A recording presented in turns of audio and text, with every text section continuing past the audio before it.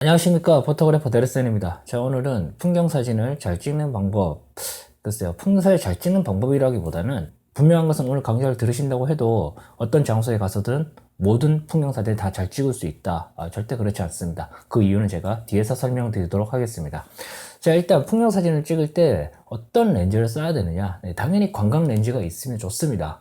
표준 렌즈, 망원 렌즈 못 찍는 건 아니에요. 하지만 풍경이라는 것 자체가 보여주는 그런 광활함이라든지 그리고 원근이라든지 이런 것을 잘 표현하기 위해서는 관광 렌즈가 좀 필요한데, 일반적으로 노멀하게 쓸 수 있는 게 이제 지금 제가 장착해 있는 여기 있는 2470이죠. 좀 더 넓게 보여주고 좀 더 원근을 좀 강하게 주겠다라고 하면은 1635나 1424 정도가 제일 무난하겠죠. 뭐 그런 렌즈들도 있으니까 한번 고려를 해볼 만합니다. 그리고 이제 삼각대를 써야 됩니다. 햇볕이 정말 좋은 날 같은 경우는 안 써도 뭐 찍는 데 전혀 지장 없거든요. 그런데 저는 될 수 있으면 그래도 풍경 사진을 좀 많이 찍으신다면은 이 삼각대를 쓰는 습관을 좀 들이는 게 좋습니다.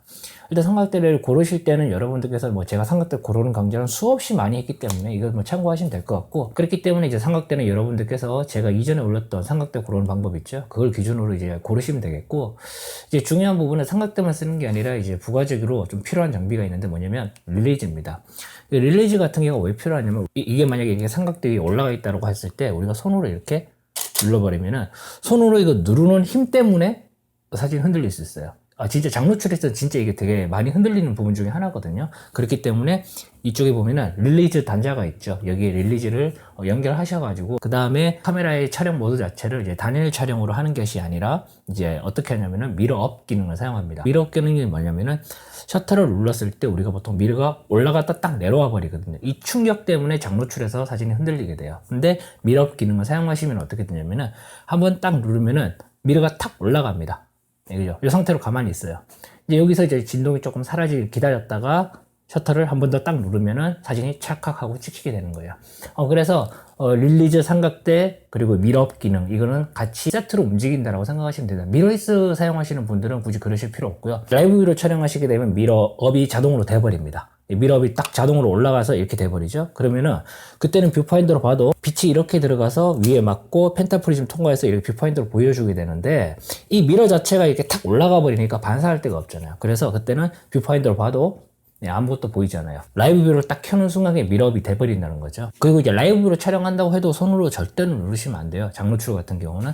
그렇기 때문에 그럴 때는 이제 라이브 뷰로 촬영할 때는 셀프 타이머 모드 있죠. 그렇게 촬영하셔도 되고, 이제 셀프 타이머 모드 말고 좀 장노출을 찍는데 내가 순간에 찰나에 딱 찍어야 되는 사진들이 있어요. 그런 사진들 찍을 때는 셀프 타이머 모드로 걸어놓게 되면 1초, 2초 후에 딱 찍혀버리잖아요. 정확하게 타이밍을 못 잡지 않습니까? 그때는 이제 릴리즈가 만약에 없을 경우에 요즘 카메라들 같은 경우는 이제 그런 거 있잖아요. 뭐 스냅 브릿지라든지, 니콘 같은 경우는 스냅 브릿지, 다른 기종은 뭐더라?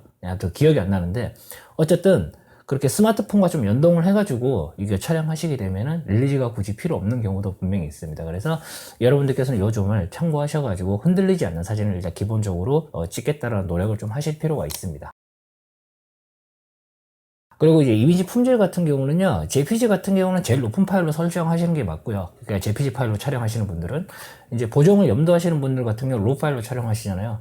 이제 풍경 사진 같은 경우는 솔직히 그 카메라가 받는 그 뭐라 그러나 스트레스라 그러나 그게 좀 덜하거든요. 이게 인물 사진보다. 풍경 사진을 찍으실 때는 이제 무손실 압축 파일을 선택하셔서 찍으시면 됩니다. 이 같은 경우는 12비트 압축, 14비트 압축, 그 다음에 무손실, 이렇게 3개를 선택할 수 있거든요. 이 중에서 무손실 압축이 제일 큰 파일이고 많은 정보를 가지고 있기 때문에 어떻게 보면은 풍경 사진을 보정을 하는 데 있어가지고 상당히 크리티컬하고 상당히 보정이 세게 들어가도 그래도 좀 개조를 유지를 좀 잘해줍니다. 그래서 될 수 있으면 최고 품질 사양인 무손실 압축 파일을 이용해서 풍경 사진을 찍으시는 것이 좋습니다.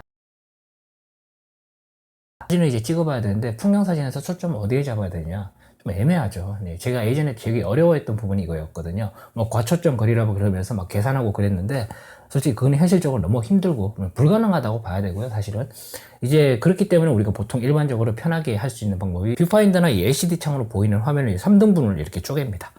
3개로 쪼개가지고 보면은 이 하단의 라인, 이걸 기준으로 우리가 보통 거기에 초점을 맞추는 경우가 상당히 많아요. 이게 10일 이상 넘어간다 그러면은 사실상 뭐 큰 차이를 느끼기 힘들어요. 멀리에 초점을 맞추든 앞에 초점을 맞추든 간에 그렇게 큰 차이는 조금 느끼기 힘들 수도 있습니다. 물론 이건 관광 렌즈를 썼을 때 제가 말씀을 드리는 거예요. 그런데 이제 카메라 기종 중에서 니콘 카메라를 쓰시는 분들이 이런 기능이 있잖아요. 초점 시프트라는 거 있죠. 네, 그죠.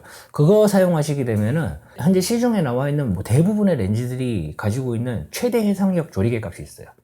그게 5.6이거든요. 근데 5.6으로 이걸 풍경 사진을 찍어버리게 되면 심도가 다 날아갑니다. 네, 다 날아가진 않는데 조리개를 8 이상, 조리개 11 이상 이렇게 줘야라 이렇게 이야기하는 겁니다. 화질이 손실되는 것을 감안하더라도 말이죠. 왜? 심도가 우선이니까 사진에서는. 근데 이제 D850이나 이 카메라처럼 초점 시프트 기능이 있는 카메라를 쓰시게 되면 어떻게 될까요? 그죠?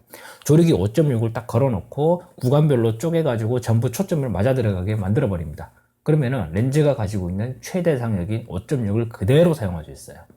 이미지 결과물 차이는 생각보다 좀 많이 나는 편입니다. 왜? 회절이 생기지 않기 때문에. 물론 이제 이것을 인스타그램으로 올리거나 아니면은 풀사이즈로 해서 말이죠. 그 다음에 블로그 900픽셀 이렇게 올렸을 때는 큰 차이를 느끼지 못할 겁니다. 하지만 이제 사진을 가져와 가지고 편집 작업을 할 때 그때 이런 부분들이 눈에 보이게 되거든요. 그렇기 때문에 이런 기능을 가지고 있는 카메라를 지금 사용하신다면은 좀 적극적으로 활용하시면 되겠고요. 야경 촬영도 마찬가지인데요. 야경도 그거죠. 그 풍경 사진의 일종이잖아요. 야경 사진을 찍으실 때는 첫 번째로 기본적으로 지켜야 되는 부분이 필터 제거하셔야 됩니다. 렌즈 필터. 이거 제거하지 않으시면 진짜 온갖 플레어라든지 막 그런 게 다 보일 겁니다. 고스트라든지. 그래서 반드시 제거하셔야 되고, 그 다음에 후드도 반드시 장착하세요. 이거는. 왜 그러냐면은 최대한의 결과물을 끌어내기 위한 그런 방법이죠.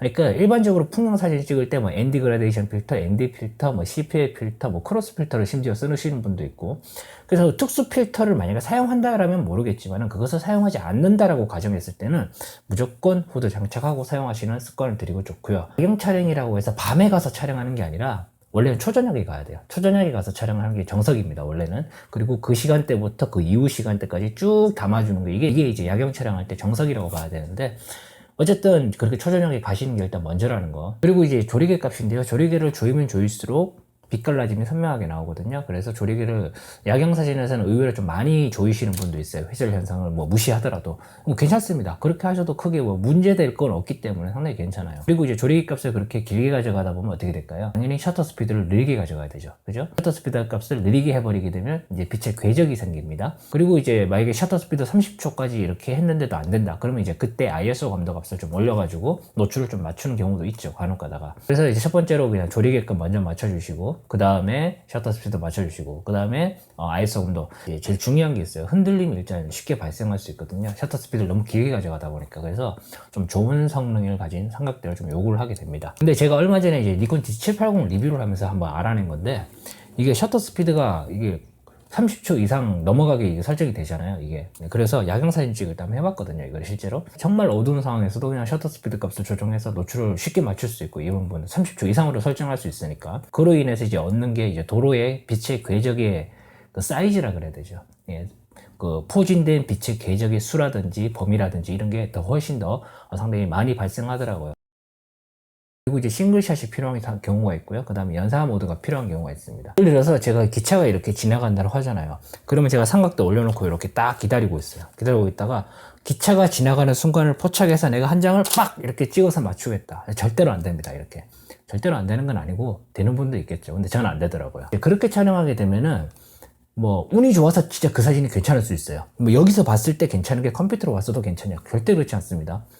여기서 괜찮아도 컴퓨터 와서 망하는 경우 상당히 많아요. 그래서 이거는 연속적으로 연사로 걸어놓고 찍어서 그 중에서 하나 골라내는 게 훨씬 더 퀄리티 있는 이미지를 골라낼 수 있습니다. 영상을 보시면 아시겠지만은 일몰일출 이 상황이다 보니까 상당히 감도를 좀 많이 올려야 돼요, 실제로.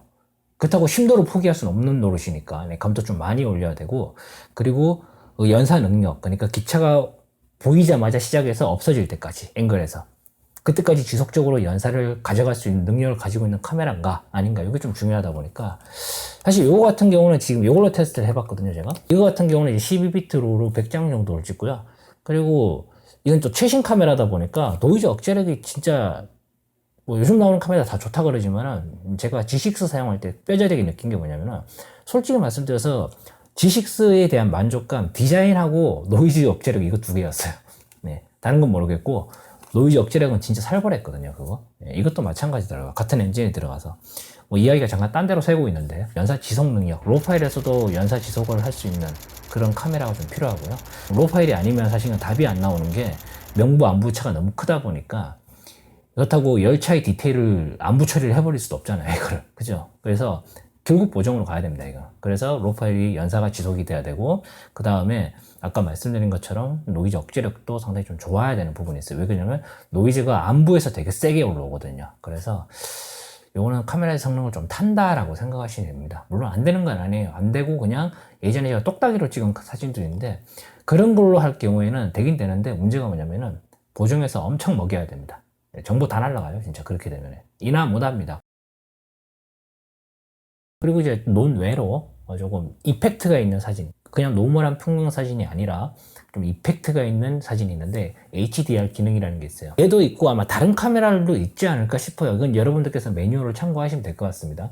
요게 이제 뭐냐면은 이제 HDR 효과를 확 주는 거죠. 상당히 입체감 있으면서도 컨트라스트가 상당히 세게 들어가는, 일반적인 풍경이 아니죠.